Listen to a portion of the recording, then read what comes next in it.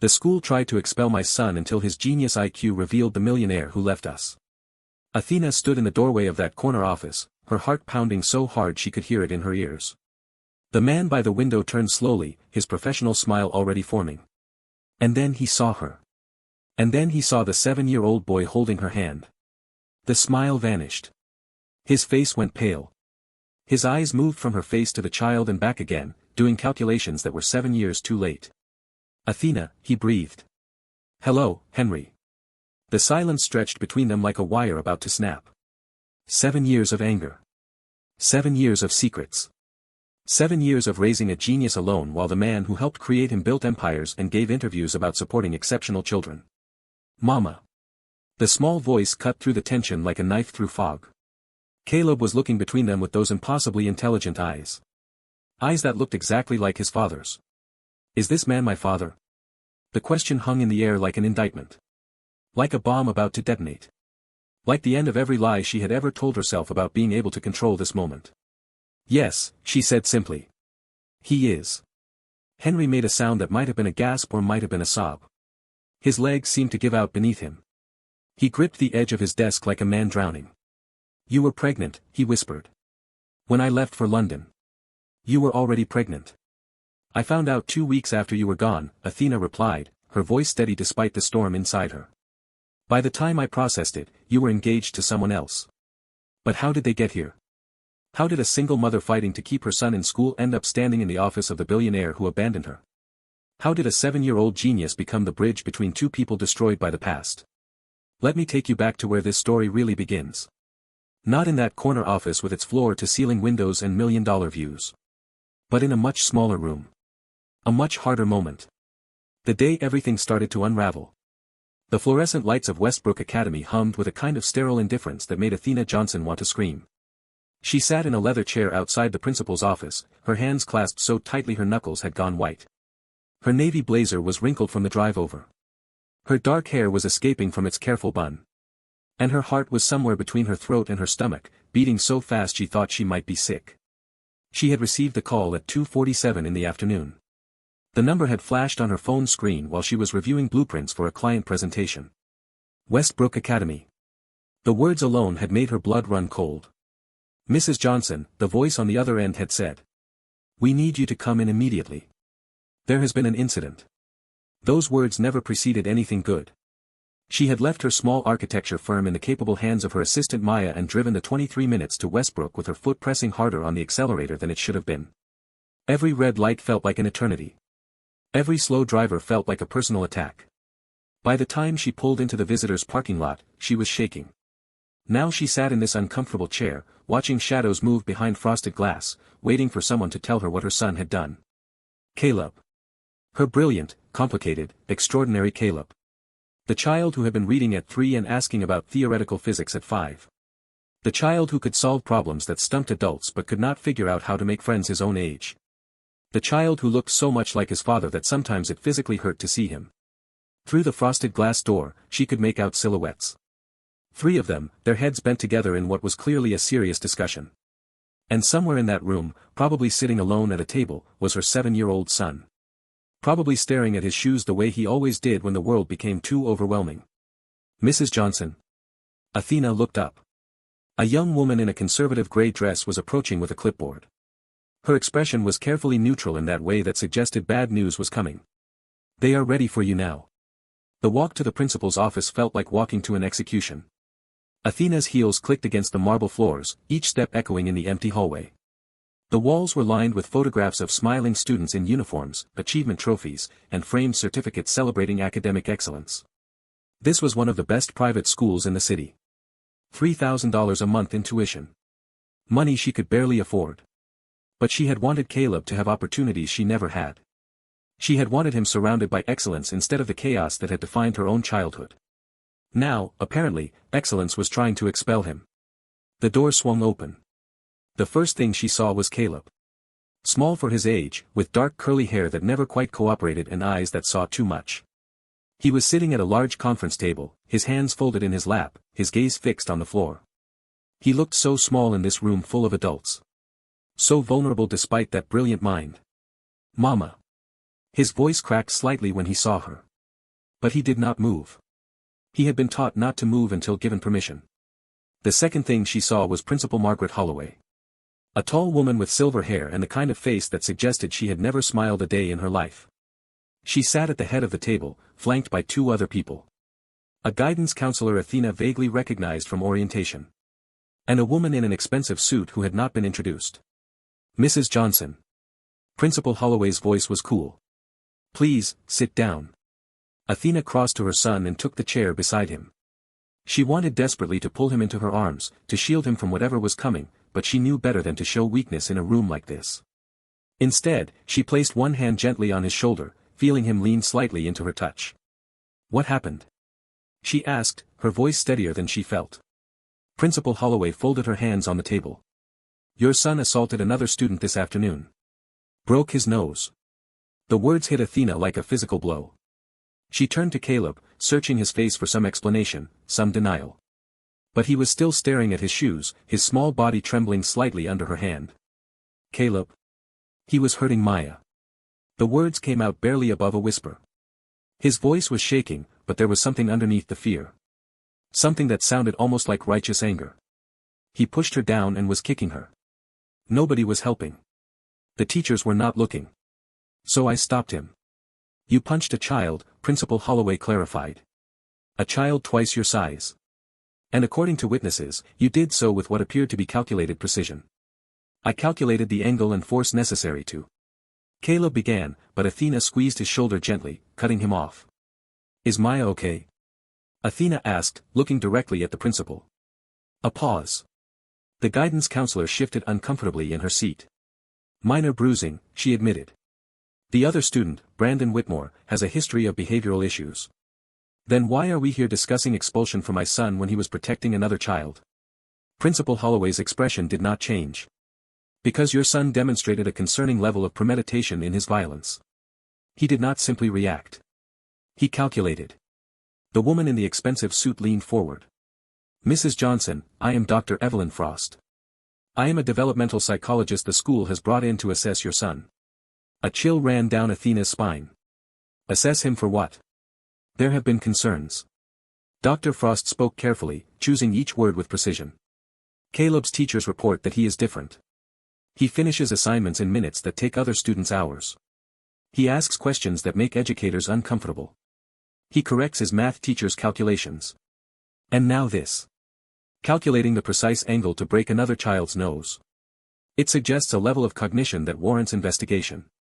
You are making it sound like he is dangerous, Athena said, her protective instincts flaring hot in her chest. He was defending a little girl who was being attacked. I am not suggesting he is dangerous. Dr. Frost held up a hand. I am suggesting he is exceptional. With your permission, I would like to administer a comprehensive IQ assessment. The results might change how we approach this entire situation. Athena looked at her son. He was watching Dr. Frost with that same analytical attention he gave to everything. Memorizing details. Calculating outcomes. Preparing for whatever came next. Fine, Athena said. Test him. Before we continue with this pivotal moment that is about to change everything, I need to pause and speak directly to you. If you have ever been a parent called into a school for a meeting you did not expect, if you have ever sat in an uncomfortable chair while strangers decided your child's fate, if you have ever felt the weight of being the only one standing between your kid and a system that does not understand them, then this story is for you. Hit that subscribe button right now. Because what happens next, what they discover about Caleb, it is going to change everything. And you do not want to miss a single moment. Now, back to that conference room.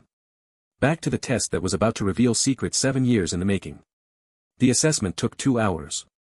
Athena sat in the same uncomfortable chair outside the testing room, her phone buzzing with work emergencies she could not address and bills she could not pay and the constant low-grade anxiety of being a single mother who had built everything from nothing.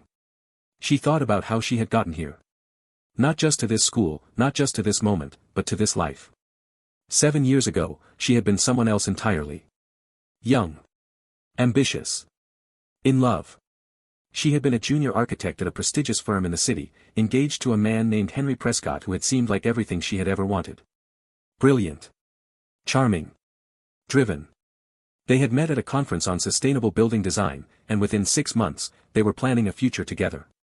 He had proposed on a rooftop terrace overlooking the skyline, telling her he wanted to build a life with her. Telling her she was the only woman who had ever challenged him to be better. And then he had left. The London assignment had been temporary at first. 3 months to oversee a major project. She had been disappointed but supportive. They could survive 3 months apart. They were building something that would last forever. The first month, he called every day. The second month, the calls became shorter. By the third month, she could feel him slipping away, becoming someone she did not recognize in the brief conversations they managed to have. And then, 2 weeks after he was supposed to come home, she saw the announcement on social media. Henry Prescott and Victoria Sterling are pleased to announce their engagement. The photo showed them at some glittering party in London. Victoria with her perfect blonde hair and her perfect smile, her hand resting possessively on Henry's arm. Henry looking at the camera like he had never been happier. Athena had stared at that photo for 4 hours. She had not cried. She had not called him demanding an explanation. She had simply sat in the apartment they had shared, surrounded by their half-unpacked boxes and their shared dreams, and felt herself turn to stone. 2 weeks later, she discovered she was pregnant. By then, Henry was already building his new life. A new woman. A new engagement. A new version of himself that had no room for the woman he had left behind. She had thought about telling him. She had drafted 100 messages, dialed his number a dozen times, stood outside his hotel during a brief business trip he had made back to the States. But every time, she stopped herself. He had chosen to leave. He had chosen someone else. He had made his decision about the life he wanted, and it did not include her. Why should she force him to include a child he clearly never wanted? So she made her own choice. She quit her job at the firm where everyone knew her as Henry Prescott's abandoned fiancée.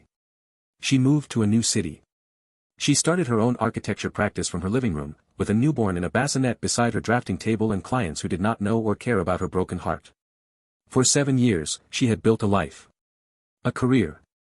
A home. A future for her son that depended on no one but herself. And now she sat in this school, waiting for strangers to decide whether that son was exceptional or dangerous, knowing that either answer would change everything. The door to the testing room opened. Dr. Frost emerged looking like she had witnessed something impossible. Her carefully composed expression had cracked, revealing something that looked almost like awe. "Mrs. Johnson," she said. "May I speak with you privately?" They walked to a small conference room at the end of the hall. Through the window, Athena could see Caleb still working on some puzzle, completely absorbed. His small hands moved with precision. His face held that focused expression she knew so well. "Your son." Dr. Frost sat down heavily, like her legs would not hold her anymore. "I have been doing this for 23 years. I have assessed prodigies, gifted children, exceptional minds from around the world. I have never seen results like Caleb's." "What does that mean?" "His IQ is functionally immeasurable by standard tests. We are talking about cognitive abilities that place him in approximately the 99th.9 percentile globally. He solved problems designed for adults. He identified patterns I did not even know were there. He looked at my assessment materials and pointed out an error in one of the standardized questions that has been used for 15 years. Athena felt the ground shift beneath her. She had known Caleb was smart. She had watched him teach himself to read from picture books, watched him disassemble and reassemble her blender at age 4, watched him explain the structural weaknesses in a bridge design he saw on television. But this felt different.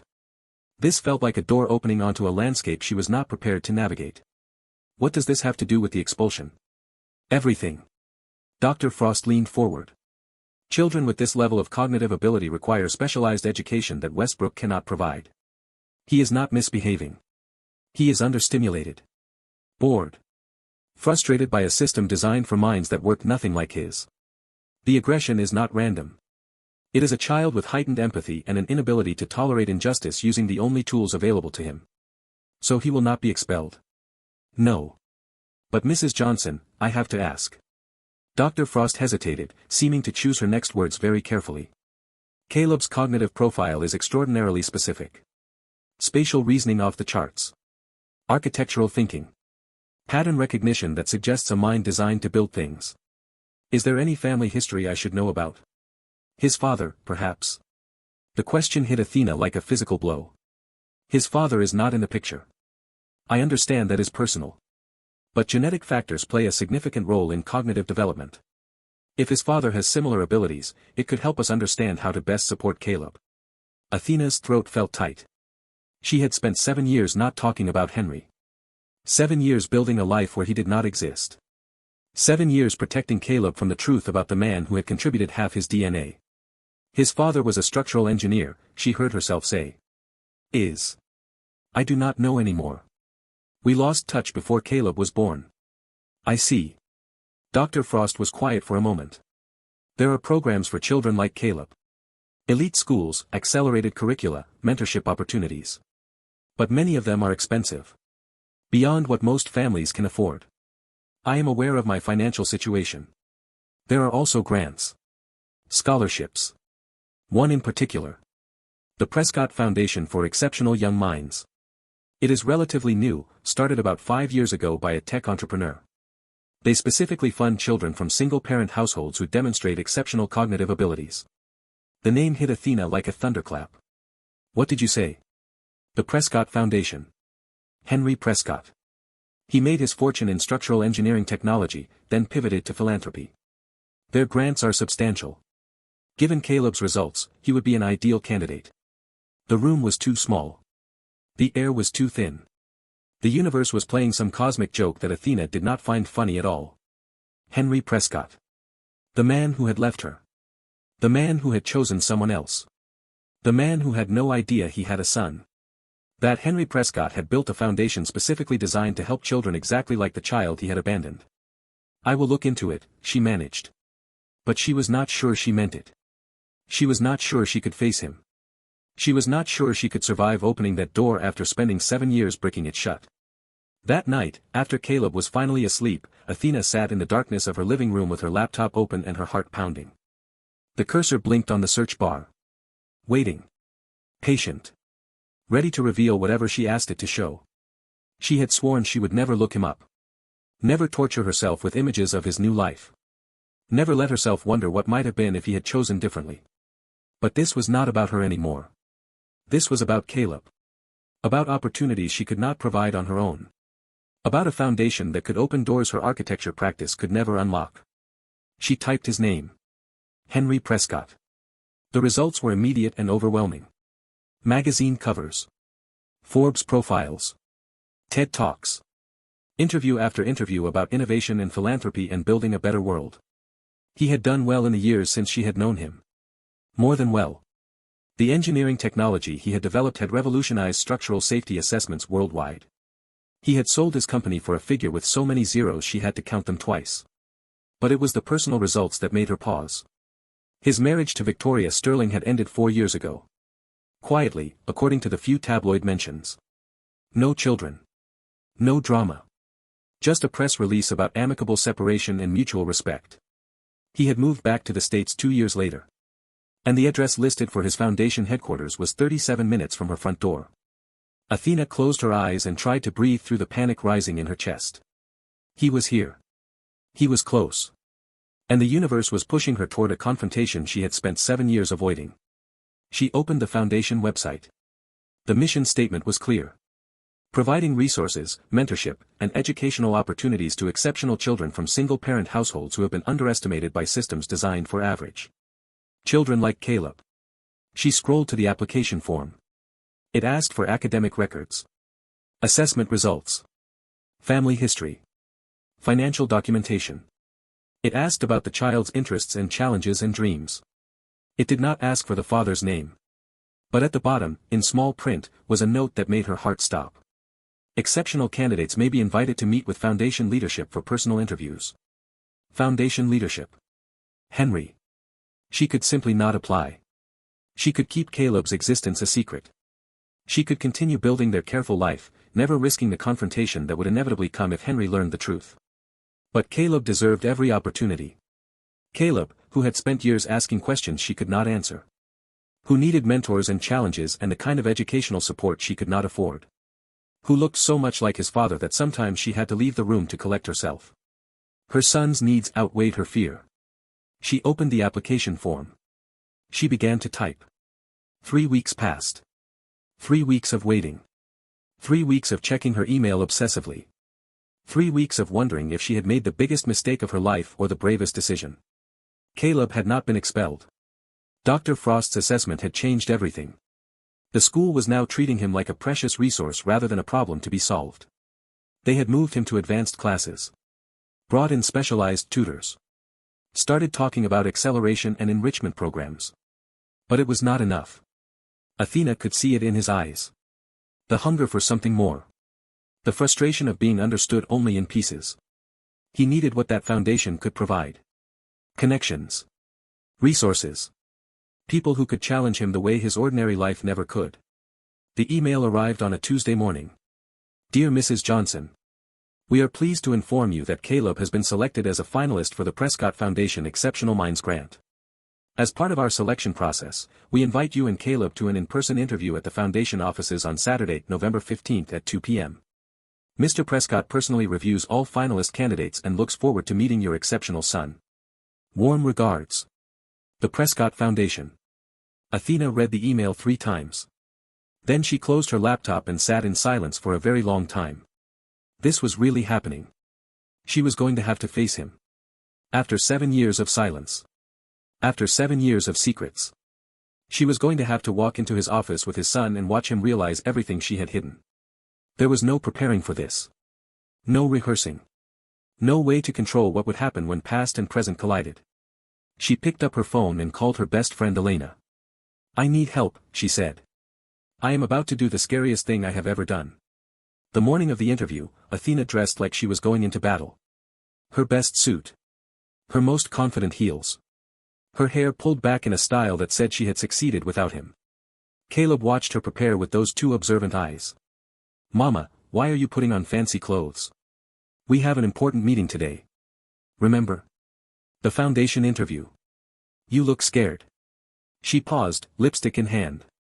I am a little nervous. It is a big opportunity. There is something you are not telling me. The child was too smart. Too perceptive. Too much like his father in all the ways that mattered. There are things about your father I have not told you, she admitted. Things that might become relevant today. Caleb was quiet for a moment, processing. You never talk about my father. I know. Is he dead? No. Is he in prison? No, Caleb. Then why do you never talk about him? Because it hurts, she said honestly. And because I wanted to protect you until you were old enough to understand complicated things. Am I old enough now? Mrs. Johnson. The receptionist appeared. Mr. Prescott is ready for you. The walk to his office felt like a mile. Each step brought her closer to a reckoning she had been avoiding for 7 years. Caleb held her hand, his small fingers gripping tight.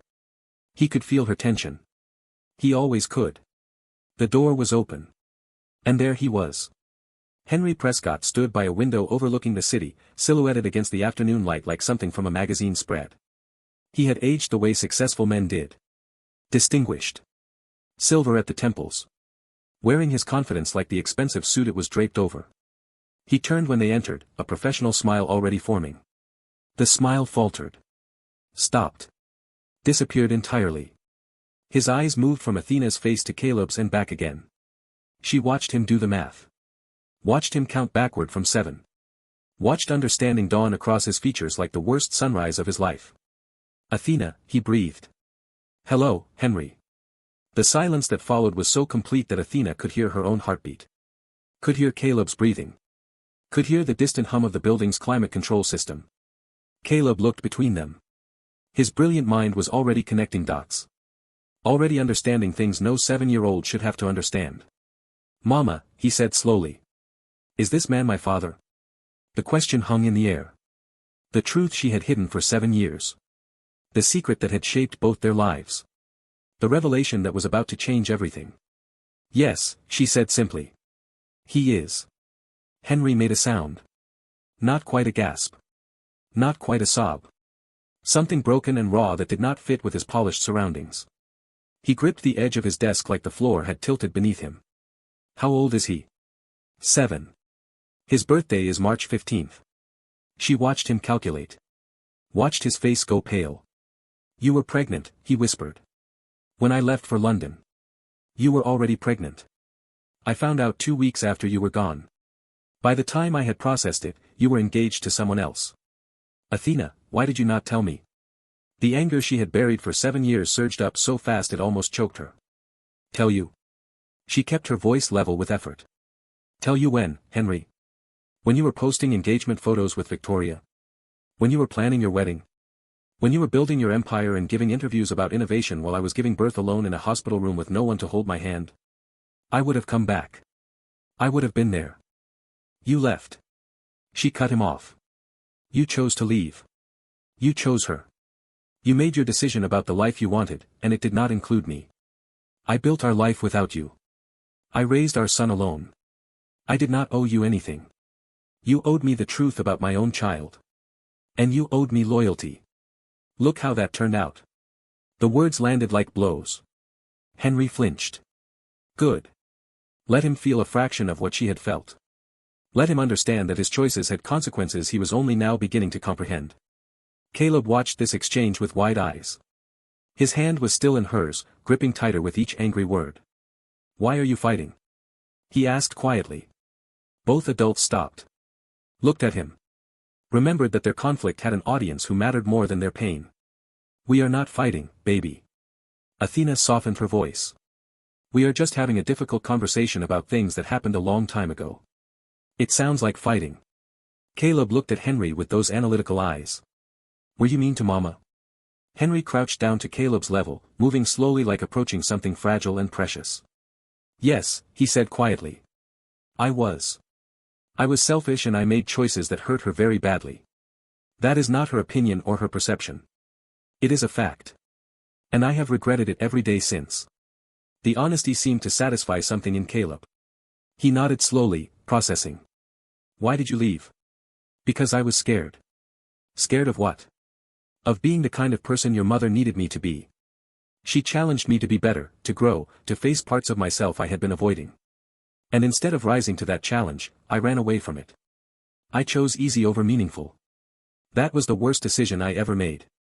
Athena felt something shift in her chest. Not forgiveness. Not yet. Maybe not ever. But something like acknowledgement. This was not the Henry she remembered. The Henry she remembered made excuses. Deflected blame. Never admitted weakness. This Henry was looking at his son with tears in his eyes, confessing his failures without defense or justification. Do you want to be my dad now?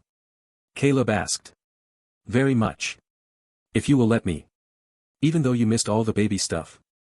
Mama says the baby stuff was really hard. Even though. Especially because. I would like to be here for all the stuff that comes next. If you and your mother will give me the chance to try. Caleb turned to Athena. His eyes asked the question his mouth did not need to speak. What do you think, Mama? The whole world balanced on her answer. 7 years of pain on one side. Her son's hopeful face on the other. The future branching into paths she could barely imagine. I think, she said slowly, that you deserve to know your father. And I think he will have to prove himself to both of us before we believe his promises. But I also think everyone deserves the chance to become better than they were. Caleb considered this. Then he turned back to Henry and straightened his small body with a dignity that should have been impossible for someone his age. Okay, he said. You can try. But I have conditions. Henry blinked. Conditions? First. I want you to understand that Mama did everything for me. She worked really hard. She never complained even when she was tired. She gave up things so I could have things. Whatever happened between you before I was born, she is the best mother in the world and I will not let anyone make her feel bad about how she raised me. You are absolutely right. Henry's voice was thick. She is extraordinary. Second. If you hurt her again, or if you disappear like you did before, I will never forgive you. I am very good at holding grudges. I inherited that from her. Despite everything, Athena felt her lips twitch toward a smile. I understand, Henry said seriously. I accept those conditions. Third. Caleb paused, thinking. I want to know about structural engineering. Mama says you know a lot about why buildings do not fall down. I have questions. Many questions. I would love to answer every single one. Then we can proceed. Caleb extended his small hand. Partners. Henry took it. Shook it solemnly. Partners. Watching them, father and son, their faces so similar it was almost painful, Athena felt the first crack appear in the wall she had built around her heart. It was not forgiveness. But it might be the beginning of something. Something terrifying and uncertain and possibly beautiful.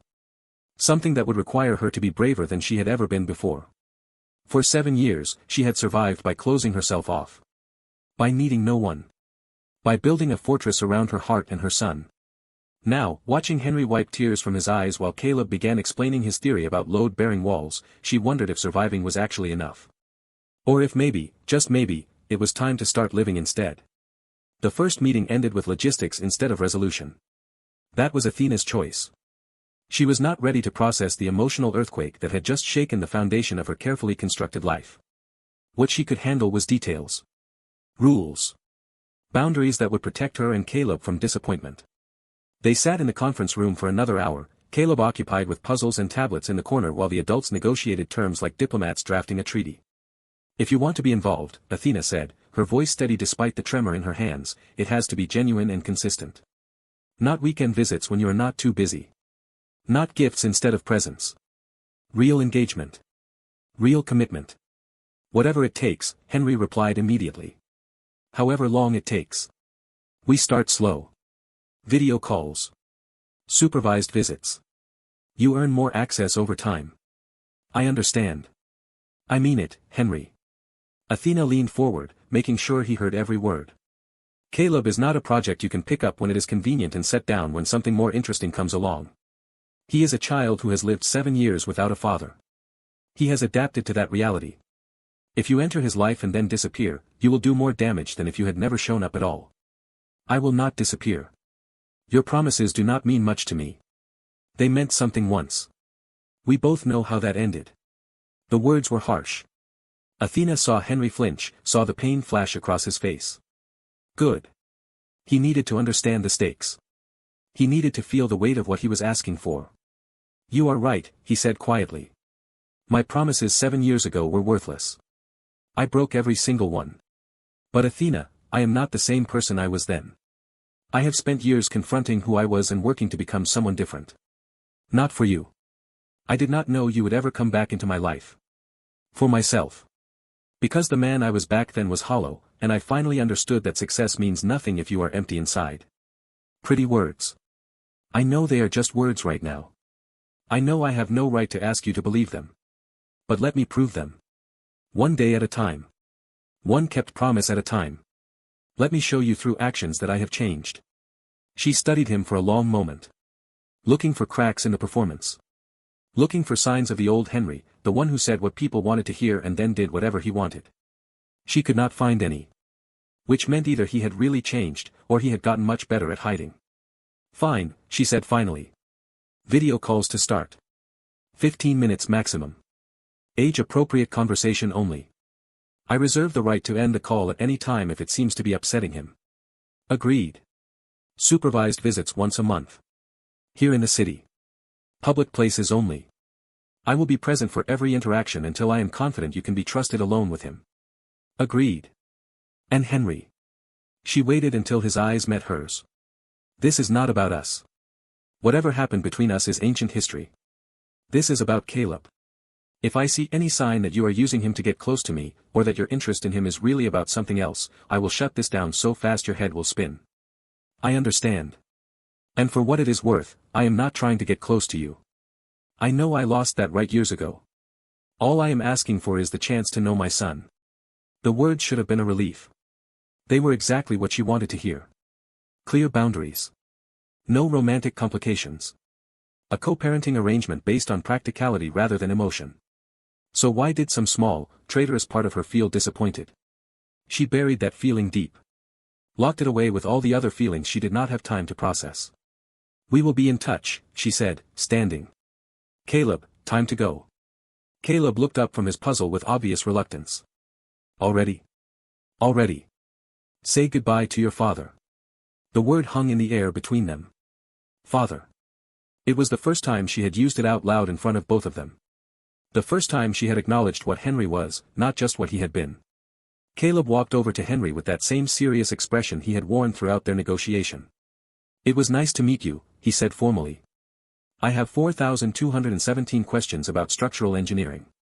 We can start with the most important ones during our first video call. I look forward to it. Henry crouched down to his level. Caleb, I know I missed a lot. I know I cannot make up for 7 years of not being there. But I want you to know that I am going to try. Every day. For as long as you will let me. Caleb considered this. Then he did something that surprised everyone, including himself. He stepped forward and hugged Henry briefly, awkwardly, like a child who was not quite sure how hugs were supposed to work. Okay, he said, stepping back. That is enough emotion for now. Mama, I am ready to go. Athena took his hand and led him toward the door. At the threshold, she paused and looked back. Henry was still kneeling on the floor, his hand pressed against his chest like his heart hurt. There were tears streaming down his face that he was not bothering to hide. For just a moment, she felt something soften in her. Something that remembered the man she had loved before everything fell apart. Then she turned away and walked out, because softening was dangerous, and she had spent too many years becoming hard to let her guard down now. The weeks that followed established a new rhythm in their lives. Video calls happened every evening at 7 o'clock. Athena sat nearby during each one, close enough to intervene if necessary, far enough to give Caleb the illusion of privacy. The first call was awkward. Everyone trying too hard. Long silences filled with uncertainty. Caleb asking questions in his formal, analytical way. Henry answering them with obvious nervousness. Neither of them quite sure how to be father and son. By the third call, something shifted. Caleb started showing Henry his building designs through the camera. Elaborate structures he had sketched in his notebook. Models he had built from household materials. Ideas he had for buildings that could withstand earthquakes, hurricanes, the kinds of natural disasters that fascinated his engineering mind. Henry listened with genuine attention. Asked follow-up questions. Offered suggestions that Caleb incorporated and improved upon. They developed a shorthand. A language of load-bearing walls and foundation stress and cantilever principles that excluded everyone else but bound them together. Athena watched these exchanges from across the room, pretending to work on her own designs while actually memorizing every word. This was the version of Henry she had fallen in love with. Attentive. Engaged. Intellectually curious. The man who made people feel like their interests mattered, like their thoughts were worth exploring, like they were the most important person in the room. She had forgotten he could be like this. Or maybe she had forced herself to forget, because remembering made the betrayal hurt worse. The first in-person visit happened 4 weeks after the initial meeting. Henry flew in on a Saturday morning. They met at the Science Museum, Caleb's choice, and spent 4 hours exploring exhibits while Athena maintained careful distance. She watched Henry crouch beside Caleb at the structural engineering display, explaining load distribution while her son absorbed every word like he was memorizing sacred texts. She watched them stand in front of a model bridge, debating the merits of suspension versus cable-stayed designs with the intensity of colleagues rather than strangers. She watched her son come alive in a way she had never seen before. "This is the best day ever," Caleb announced as they left the museum. "Dad knows everything about buildings." The casual use of dad made both adults freeze. It was the first time Caleb had called him that. The word hung in the air between them, weighted with significance that a 7-year-old could not fully understand. "I do not know everything," Henry said gently, his voice thick with emotion he was clearly trying to contain. "But I am happy to share what I do know." And just like that, a new reality was established. A father. A son. A relationship being built one conversation at a time. Athena watched it happen. Guarded. Skeptical. Waiting for the moment when Henry would prove himself unreliable. Waiting for the disappointment she was certain would come. But weeks turned into months, and the disappointment never arrived. Before I continue with what happened next, I need to pause and speak directly to you. We are in the middle of this story now, watching walls come down and trust being rebuilt. If you have ever given someone a second chance, if you have ever watched someone prove themselves worthy of forgiveness, if you have ever wondered whether people can really change, then I need you to do something right now. Hit that like button. Share this video with someone who is struggling to trust again. Subscribe to Mr. Dawson Stories if you have not already, because what happens in the second half of this story is going to challenge everything you think you know about redemption and love. Now let us continue. Because the real test is coming. 6 months after that first meeting in the foundation office, the test arrived. Henry had been consistent. Visiting every other weekend. Calling every evening. Remembering details from previous conversations. Showing up in ways that Athena could not find fault with, no matter how hard she looked. Caleb's 8th birthday was approaching. A major milestone. His first birthday with a father in his life. But it was not the birthday that would prove everything.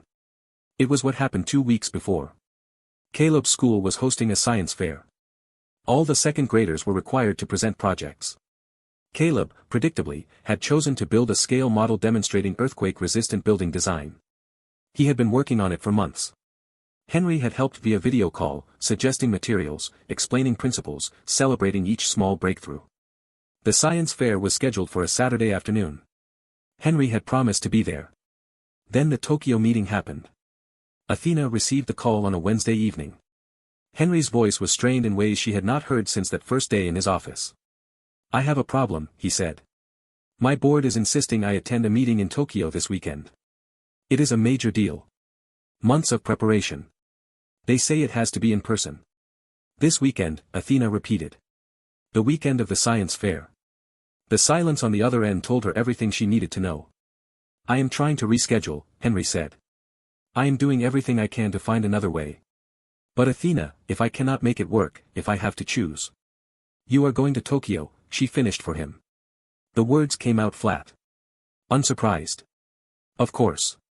This was always going to happen. The man she remembered always chose work over everything else.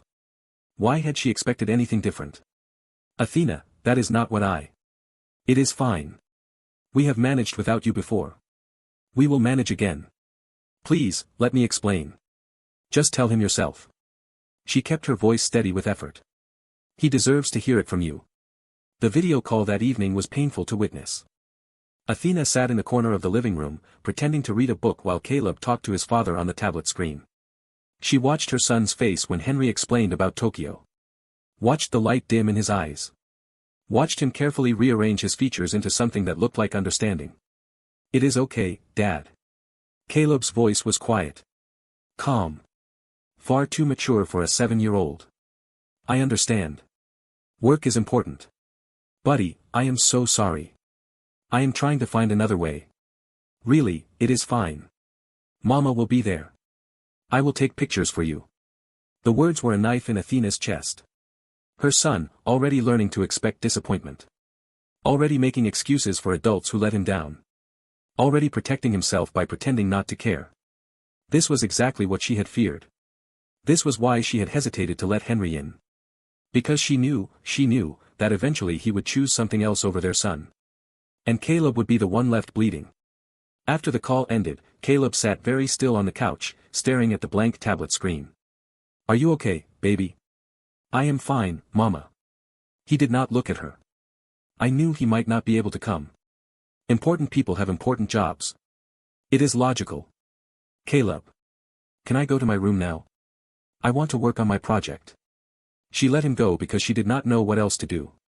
Let him retreat into building models because buildings made sense in ways that people never did. Let him cope the only way he knew how. And she made a silent promise to herself. After the science fair, she would end this. She would tell Henry that his chance was over. That consistent meant consistent, not consistent until something more important came along. She would protect her son the way she always had. Alone. The morning of the science fair dawned gray and cold. Caleb was quiet as they drove to the school. He carried his earthquake-resistant building model carefully, protecting it from bumps and jostles like it was something precious. Because it was. It represented months of work. Hundreds of hours of effort. The physical manifestation of a relationship with a father who was currently 30,000 feet above the Pacific Ocean. The school gymnasium was transformed into a maze of folding tables and poster board displays. Hundreds of students milled around with their projects and their parents. The noise was overwhelming. The energy was chaotic and excited. Caleb found his assigned table and began setting up his model. His hands were steady. His face was blank. He was performing competence so convincingly that only his mother could see the cracks underneath. Athena stood beside him, helping arrange materials, offering encouragement, trying to fill the space that should not have been empty. "Do you want me to take a picture to send to your dad?" "No." Caleb did not look up from his model. "He will see it later." "It is fine." The judging would begin in an hour. Parents were finding seats in the folding chairs arranged around the perimeter. Athena recognized other mothers from school pickup. Fathers with video cameras. Complete families doing what families did. She and Caleb were an island. Complete unto themselves. Just as they had always been. And then. A commotion at the gymnasium entrance. Voices rising. Someone asking for directions. Footsteps moving fast across the wooden floor. Athena turned. And there he was. Henry Prescott, striding through the gymnasium in a suit that looked like it had been slept in. His tie was loosened. His hair was disheveled. There were shadows under his eyes that spoke of no sleep and long flights and impossible choices. He was scanning the crowd, searching desperately until his eyes found them. "Dad?" Caleb's voice was small. Disbelieving. His carefully constructed calm cracking into something that looked like hope. Henry crossed the remaining distance in seconds. He dropped to his knees beside Caleb's table, eye level with his son, hands gripping the edge like he needed support to stay upright. "I am here," he said. "I am sorry I almost was not. But I am here." "But Tokyo. Your meeting." "I cancelled it." Caleb stared at him.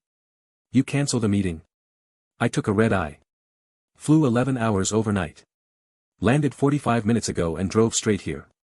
Henry's voice was rough with exhaustion and emotion. "There will be other deals, Caleb. Other meetings. Other opportunities. But there is only one science fair. There is only one chance to see your project presentation. And I promised I would be here." "You came," Caleb whispered. "I came. I will always come. No matter what it costs. No matter what I have to cancel or rearrange or sacrifice. When I make a promise to you, I keep it. That is what being a father means." Caleb threw himself into Henry's arms with a force that almost knocked them both over. 7 years old and small for his age, but his embrace was fierce enough to contain everything he could not say out loud. Athena watched them, father and son, clinging to each other in the middle of a crowded gymnasium. She felt something crack inside her chest. Something that had been frozen for 7 years, beginning to thaw in ways she was not prepared for. He came. He cancelled a major business deal and flew overnight and showed up rumpled and exhausted, just to watch a second-grade science fair. This was not the Henry she remembered. The Henry she remembered would have sent an expensive gift to make up for his absence. Would have scheduled a special trip for later. Would have explained with perfect logic why his priorities had to come first. This Henry had put his son first. Not with words. With actions. Caleb's project won 3rd place. Henry insisted it deserved first, loudly and repeatedly, until Athena had to elbow him to stop heckling the judges. They celebrated with pizza at the restaurant down the street from the school. Caleb talked non-stop about the competition, about the other projects, about what he would do differently next year. Henry listened to every word with the attention of someone who understood that this mattered more than any board meeting ever could. By the time they finished dinner, Caleb was practically asleep in the booth, exhausted from excitement and the sugar crash from too much celebration. Athena carried him to the car. Henry walked beside them, hands in his pockets, quiet in a way that felt comfortable rather than awkward. At her car door, she paused. "You came," she said. "I told you. Actions, not words. You gave up a major deal. Your board must be furious. Let them be furious. They will get over it. Or they will not. Either way, I made the right choice." "How do you know?" "Because I got to see his face when he won 3rd place. Henry's voice was soft. "Because I got to be here. Because for the first time in my life, I chose something that mattered over something that was just successful. And it felt right in a way that closing deals never has." Athena studied his face in the parking lot lights. The exhaustion. The sincerity. The man he had become in the years since she had known him. "I kept waiting for you to prove me right," she admitted. "To choose something else over him. To show me that you had not really changed. And now? Now I do not know what to think." Henry nodded slowly. "You do not have to figure it out tonight. You do not have to figure it out ever, if you do not want to. I am not doing this to convince you of anything. I am doing it because it is right. Because he is my son and he deserved to have me there." "But Athena." He hesitated. "For what it is worth, I am glad I could surprise you. I am glad I could show you something you did not expect." She did not respond. Could not respond. There were too many feelings crowding her chest, and she did not have names for any of them. Instead, she loaded Caleb into his car seat and drove home, leaving Henry standing in the parking lot, watching them go. That night, after Caleb was asleep, Athena sat in her kitchen with a glass of wine and a head full of chaos. Her phone buzzed. A text from Elena. "How did the science fair go?" "He came," Athena typed back. "Cancelled a major deal. Flew overnight. Showed up looking like he had not slept in days. Elena's response was immediate. Wait. He actually showed up. He actually showed up. Oh honey. That is either the most romantic thing I have ever heard or the beginning of your walls crumbling. Which one is it? I do not know. Yes you do. You just do not want to admit it. Athena stared at her phone for a long time before responding. He is not the same person he was, she finally typed. And I do not know what to do with that. You could let yourself feel something. Just a thought. Feeling something is what got me destroyed last time. Feeling something is also what gave you Caleb. Not all feelings lead to destruction. Some of them lead to better things. Athena set her phone down without responding. She finished her wine. She stared at the ceiling. She did not sleep. Because Elena was right. Something was shifting. Something was changing. And Athena did not know if she was ready to let it. 9 months after that first meeting, Henry made an announcement. They were having dinner at Athena's house, a weekly tradition that had developed without anyone formally establishing it. Henry cooking while Athena supervised Caleb's homework. The three of them eating together like something that almost resembled a family. I have some news, Henry said as they sat down to eat. I have been restructuring my company. Delegating more responsibilities to my executive team. Athena looked up from her plate. You are stepping back. Not completely. But I have realized that I do not need to be involved in every decision. My team is capable. And there are things that matter more than quarterly reports. What kind of things? I am opening an office here. Locally. It will be small at first, just a satellite location. But it means I can spend more time in this city. 3 weeks out of every month instead of just weekends. Caleb's face lit up. You are staying. Really staying. Really staying. The reaction from her son was pure, unfiltered joy. He launched himself at Henry with enough force to nearly knock over the dinner table. Athena watched them embrace, father and son, and felt her heart do something complicated. 3 weeks a month. That was not occasional visits. That was not long-distance parenting. That was Henry becoming a permanent fixture in their daily lives. That was the end of careful distance. The end of controlled contact. The end of being able to pretend this was just co-parenting without complications. That is a big change, she said carefully. It is the right change. Henry looked at her over Caleb's head. My company can function without me micromanaging every decision. But Caleb, he is only 8 once. I have already missed 7 years. I will not miss any more. The argument was unassailable. It was exactly what any good parent would say. It was exactly what she had been waiting for, proof that Henry's commitment was real and lasting. So why did it make her feel like the ground was shifting under her feet? After Caleb was in bed, they had the conversation she had been dreading. You do not need my permission to move here, she said. It is a free country. No. But I need you to be comfortable with it. Henry was watching her carefully. If this is too much, too fast, I can slow down the timeline. Find a different arrangement. This is about Caleb. She said the words like a shield. Only Caleb. If you are thinking this changes anything between us. I am not. Henry held up a hand. Athena, I gave up the right to expect anything from you 7 years ago. I am moving here for our son. Everything else is secondary. She should have felt relieved. This was exactly what she wanted to hear. Clear boundaries. No romantic expectations. A co-parenting arrangement based on practicality. But there it was again. That traitorous flicker of disappointment. Fine, she said. Move here. Be close to him. He deserves that. And she walked away before she could examine too closely why his words had left her feeling hollow instead of safe. The months that followed were a study in proximity. Henry bought a house 15 minutes from Athena's. A craftsman-style home in a good neighborhood with a bedroom specifically designed for Caleb. Built-in bookshelves for his engineering books. A drafting table by the window. Space for the models he was always building. Caleb had 2 homes now. 2 bedrooms. 2 sets of routines. A life divided between parents who had learned to cooperate without fully healing. Athena watched it happen. The integration. The normalization. The way Henry became woven into the fabric of their daily lives. School drop-offs divided between them. Parent-teacher conferences attended together. Homework help and bedtime stories and the 1,000 small moments that made up a childhood. She watched Caleb flourish under his father's attention. Watched him bloom in ways she had not known he was capable of.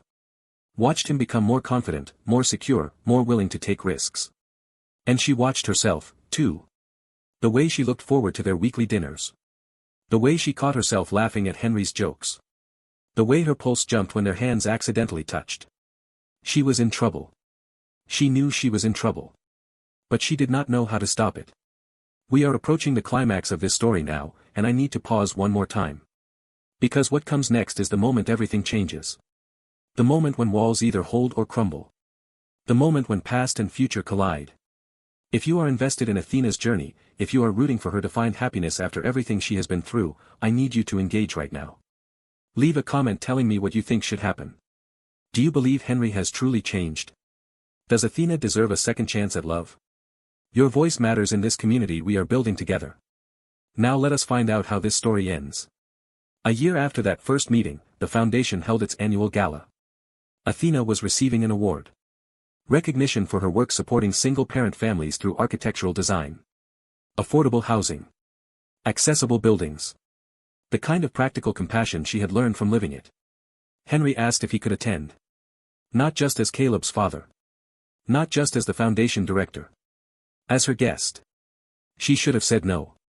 Should have maintained the boundaries that were already crumbling faster than she could rebuild them.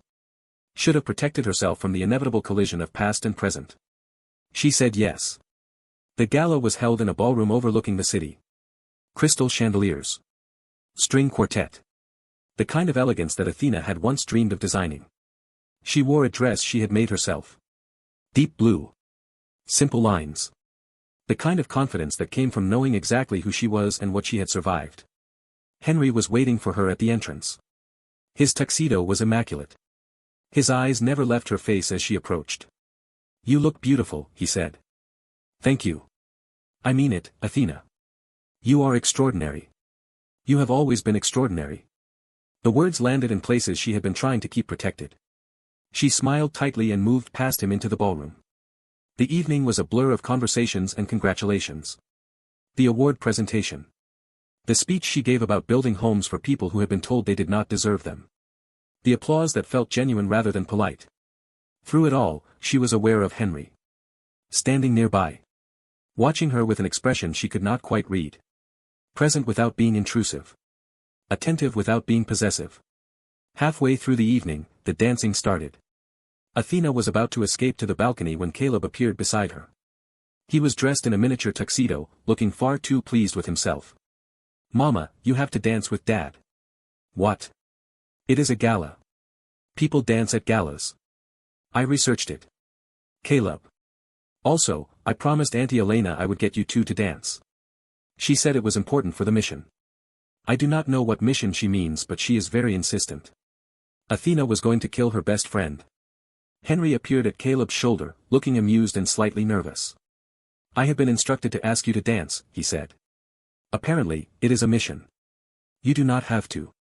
I want to. If you are willing." The eyes of half the room were on them. Foundation donors. Business associates. People who knew their history and were waiting to see what would happen next. Athena took his hand. They moved to the dance floor. Henry's arms came around her with the careful precision of someone who did not want to overstep.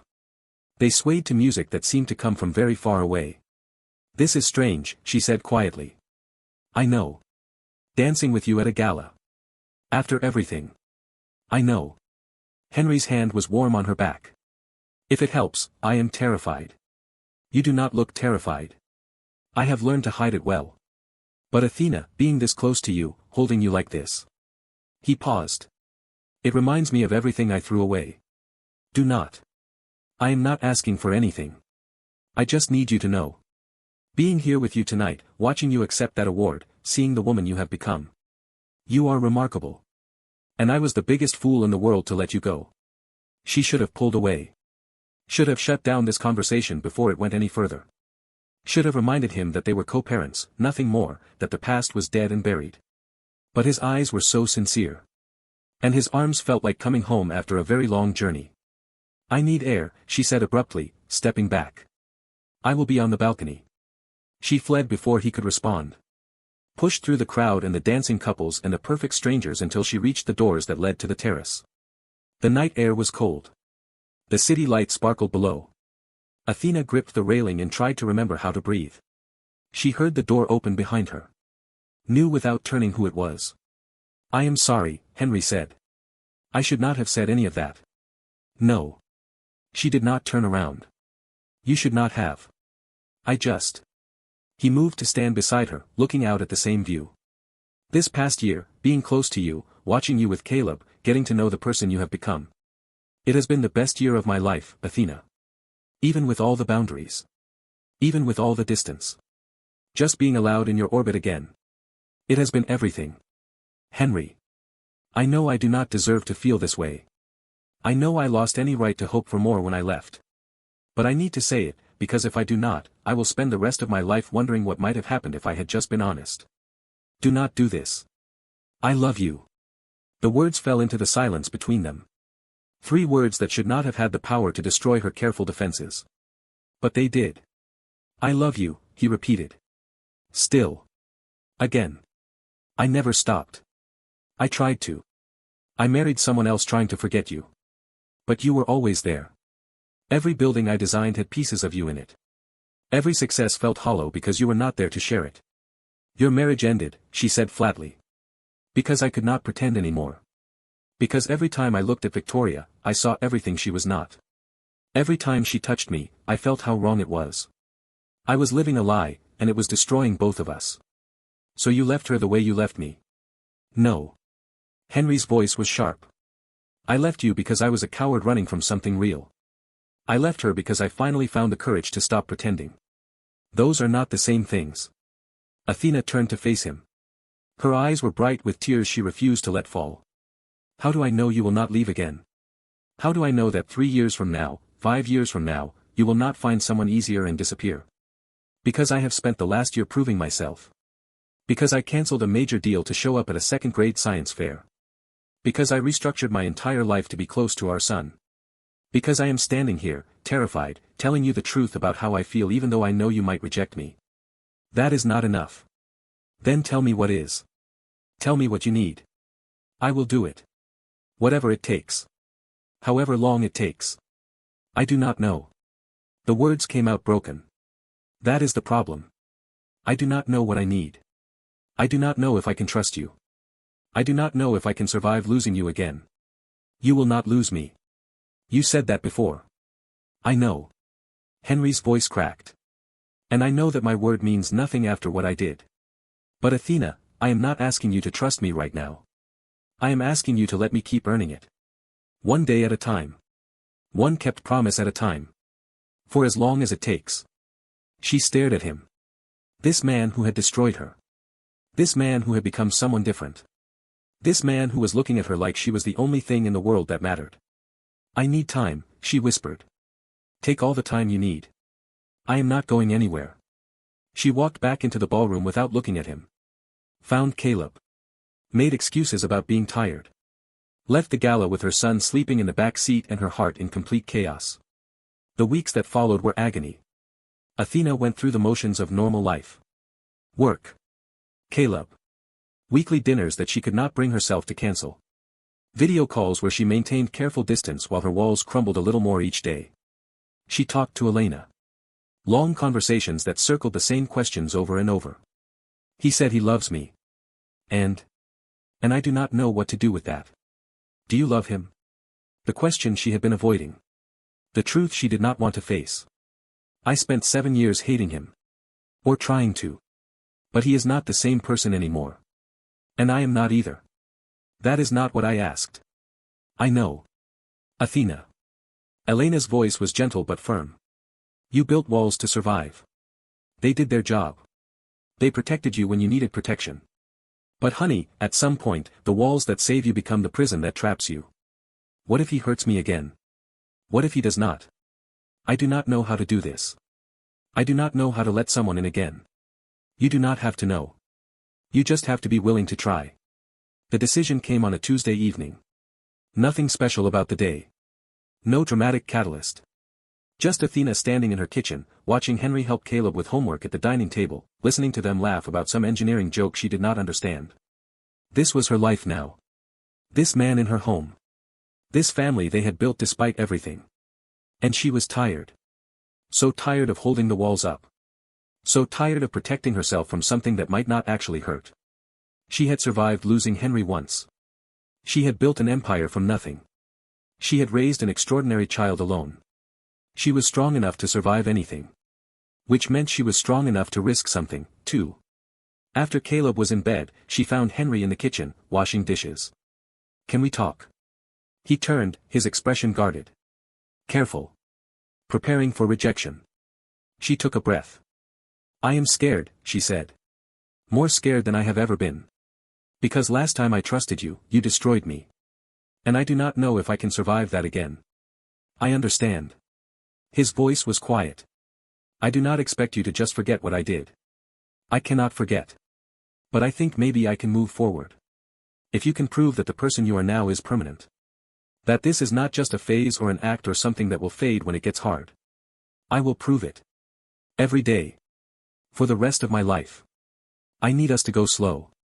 To rebuild trust in increments rather than leaps. I need you to understand that I am not the same woman you left. I am harder. More guarded. Less willing to ignore red flags. I see who you are now. I see your strength. And I love you more for it. We do not tell Caleb until we are sure. I will not let him get his hopes up only to be disappointed." "Agreed. Whatever you need. However you need to do this. And if it does not work, then we figure that out like adults. We remain partners for Caleb no matter what happens between us." She stepped closer. Close enough to see the hope in his eyes. Close enough to feel the heat of his body. "This is terrifying," she whispered. "I know. I am terrified, too. What if we fail? What if we do not?" She kissed him. It was not like the kisses she remembered from 7 years ago. Those had been passionate and reckless and certain of forever. This kiss was different. Careful. Tentative. The first step on a very long road. When they pulled apart, Henry was looking at her like she had given him a gift he did not deserve. "So we are doing this," he said. "Actually doing this. We are trying. That is all I can promise. It is more than I ever expected. It is everything." The months that followed were a careful reconstruction. Dates that felt like first dates, even though they knew each other better than anyone. Long conversations about who they had become in the years apart. The tentative return of physical affection, moving slowly, never rushing. There were setbacks. Moments when old fears resurged and Athena's walls tried to rebuild themselves. Moments when Henry said the wrong thing or moved too fast and she had to remind herself that this was a process, not a destination. But there were breakthroughs, too. The first time she stayed overnight at his house. The first time she said "I love you" and meant it completely. The first time she realized she was happy, actually happy, in a way she had not been in years. Caleb figured it out before they told him. Because of course he did. "Are you and Dad dating now?" "What makes you think that?" Athena tried to keep her expression neutral. "You smile more when he is around. He looks at you like you are the most important thing in the room. And I calculated the probability based on observable behavior patterns. It is definitely dating. You are too smart for your own good." "I know. So am I right?" Athena looked at Henry, who was watching this exchange with amusement and love. "Yes," she said. "We are trying to be a family. All three of us. If that is okay with you." Caleb considered this with his usual analytical intensity. "I have conditions," he said finally. "Of course you do. First, no gross kissing in front of me. Some things should remain private." "Agreed." "Second, if you get married, I want to be the ring bearer. It is a traditional role and I have researched the responsibilities. We will keep that in mind. Third." Caleb paused. "I just want everyone to be happy. You and Dad and me. That is all. I think we can do that now. I think we can be a real family." Athena felt tears prick her eyes. "I think so, too," she whispered. "I think so, too." 2 years after that first meeting in the foundation office, they stood together at another gala. But everything was different now. Henry's arm around her waist like it belonged there. Caleb between them, proudly introducing his parents to everyone who would listen. The three of them a unit in ways that had seemed impossible when this journey began. The evening was beautiful. Dancing and laughter and the kind of celebration that comes from surviving impossible things and finding joy on the other side. At some point, Henry pulled her away from the crowd. Out to the same balcony where everything had shifted 2 years before. "I have something for you," he said. He produced a small box. Inside was a ring. Not flashy or extravagant. Simple. Beautiful. Perfect. "This is not a proposal," he said quickly. "That comes later, when you are ready. This is a promise. A promise that I am here. That I am not leaving. That every day for the rest of my life, I choose you." Athena took the ring. Slid it onto her finger. "You know I do not need this," she said. "I built a life without you. A good life. I know. That is why I wanted to give it. Not because you need it. Because you deserve it. We both made mistakes. We both have regrets. But we are here now. Together. Rebuilding something better than what we lost." She kissed him. Deeply. Completely. Not caring who saw. When they pulled apart, Caleb was standing in the doorway, holding up his phone. "Got it," he announced. "This is going to be my favorite picture." "How long have you been standing there?" "Long enough." Caleb grinned. "You two are very predictable." Athena laughed. A real laugh. The kind that came from deep in her chest and carried 7 years of healing in its sound. "Come here," she said, opening her arms. Caleb ran to them. The three of them stood together, arms around each other, looking out at the city lights. "We did it," Caleb said. "We are a real family." "We always were," Athena replied. "We just needed everyone to catch up." And that is where this story ends. But let me tell you something. It does not really end. Because real stories never truly end. They continue. They evolve. They face new challenges and celebrate new victories. Athena and Henry got married a year later. Caleb was the ring bearer, just as he requested. Elena was the maid of honor, crying through her entire toast about stubborn women and second chances. Caleb continued to be extraordinary. His IQ opened doors that led to opportunities neither of his parents could have imagined. But more than his intelligence, it was his heart that made him remarkable. A child who had grown up watching his mother survive and thrive. Who had watched his father earn redemption through consistent action. Who understood that family was not about biology or paperwork or tradition. It was about showing up. Every day. Even when it was hard. The school that had tried to expel him eventually named a scholarship in his honor. An award for students who challenged systems, who saw injustice and refused to accept it, who used their gifts to protect those who could not protect themselves. The foundation that had brought Henry back into their lives continued to grow. Athena joined the board. Together, they built something that helped thousands of families like the one she had been. Single parents. Exceptional children. People who had been told they did not deserve opportunities. They proved that broken things could be rebuilt. That mistakes did not have to be permanent. That the story did not have to end just because the first chapter was painful. And if you are watching this and you have been hurt, if you have been abandoned or betrayed or left to survive on your own, I want you to know something. You are allowed to heal. You are allowed to let people prove they have changed. You are allowed to choose happiness even after devastation. Your worst moment does not have to be your last chapter. Sometimes the school tries to expel your son. Sometimes his genius reveals the millionaire who left you. Sometimes that revelation leads to redemption. And sometimes, not always but sometimes, the ending is better than the beginning could ever have been. This story took everything I have to tell. If it moved you, I am asking you to do 3 things right now. 1. Like this video. Not for the algorithm. As a signal that you believe in second chances. That you believe people can change. That you believe in the power of showing up even when it is hard. 2. Share it with someone who needs to hear this. Someone who is struggling to trust again. Someone who is wondering if their story can ever have a happy ending. Someone who needs to know that survival is possible and that joy can come after sorrow. 3. Subscribe to Mr. Dawson Stories and turn on notifications. Because this is just one story. There are so many more to come. Stories about love and loss and the messy, beautiful work of becoming better than we were. I am Mr. Dawson. Thank you for being here. Thank you for believing in these stories. Thank you for letting me take you on this journey. Until next time. Keep surviving. Keep thriving. Keep believing that the best chapters might still be ahead.